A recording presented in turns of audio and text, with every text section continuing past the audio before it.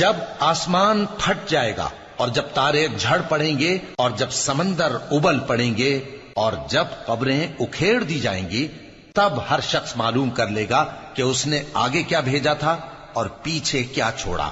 اے انسان، تجھ کو اپنے رب کریم کے بارے میں کس چیز نے دھوکہ دیا؟ وہی تو ہے جس نے تجھے بنایا، پھر تیرے اعضاء کو درست کیا اور تیری قامت کو معتدل رکھا، جس صورت میں چاہا تجھے جوڑ دیا۔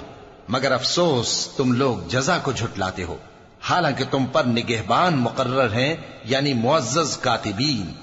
جو کچھ تم کرتے ہو وہ اسے جانتے ہیں۔ بے شک نیکوکار نعمتوں کی بہشت میں ہوں گے اور بدکردار دوزخ میں، یعنی جزا کے دن اس میں داخل ہوں گے اور اس سے چھپ نہیں سکیں گے۔ اور تمہیں کیا معلوم کہ جزا کا دن کیسا ہے؟ پھر تمہیں کیا معلوم کہ جزا کا دن کیسا ہے؟ جس روز کوئی کسی کے کچھ۔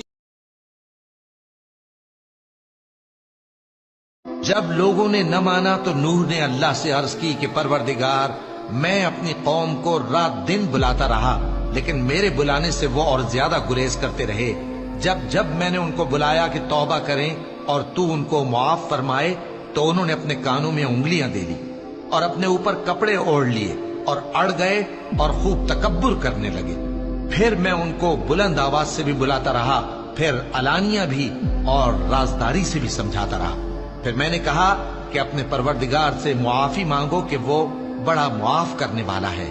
وہ تم پر آسمان سے موسلا دھار میں برسائے گا اور تمہارے مال اور بیٹوں میں اضافہ کرے گا اور تمہیں باغ عطا کرے گا اور ان میں تمہارے لیے نہریں بہا دے گا۔ تم کو کیا ہوا ہے کہ تم اللہ کی عظمت کا اعتقاد نہیں رکھتے، حالانکہ اس نے تم کو طرح طرح کی حالتوں میں پیدا کیا ہے؟ کیا تم نے نہیں دیکھا کہ اللہ نے 7 آسمان کیسے اوپر تلے بنائے ہیں اور چاند کو ان میں روشن بنایا ہے اور سورج کو چراغ بنا دیا ہے؟ اور اللہ ہی نے تم کو زمین سے ایک خاص طرح سے پیدا کیا ہے، پھر اسی میں تمہیں وہ لوٹا دے گا اور اسی سے تم کو نکال کھڑا کرے گا۔ بات یہ ہے کہ حق کو قبول وہی کرتے ہیں جو سنتے بھی ہیں، اور مردوں کو تو اللہ قیامت ہی کو اٹھائے گا، پھر اسی کی طرف لوٹ کر جائیں گے۔ اور کہتے ہیں کہ ان پر ان کے پروردگار کے پاس سے کوئی نشانی کیوں نازل نہیں ہوئی؟ کہہ دو کہ اللہ نشانی اتارنے پر قادر ہے، لیکن اکثر لوگ نہیں جانتے۔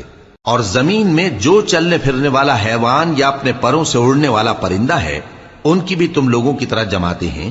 ہم نے کتاب یعنی لوح محفوظ میں کسی چیز کے لکھنے میں کوتاہی نہیں کی۔